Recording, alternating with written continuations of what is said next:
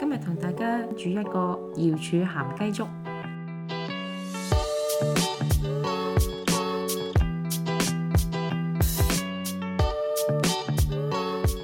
買返嚟嘅雞件唔使清洗，可以直接用粗鹽醃4小時或者1晚，包好放入雪櫃，到煮之前先至清洗乾淨，印乾水分。乾瑤柱浸軟，記得要留起乾瑤柱嘅水。薑片切幼絲備用。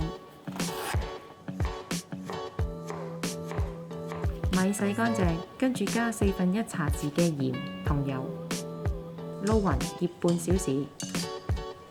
水用12碗，已經包括咗清水同埋頭先浸乾瑤柱嘅水。先煮滾，加入已經醃好嘅米同乾瑤柱，大火先煲10分鐘，然後蓋上鍋蓋，用中火煮到氣門跳動，之後就可以轉細火煲20分鐘。之後打開鍋蓋，調到去中大火，加入已經醃好嘅雞件同薑絲，煮5分鐘。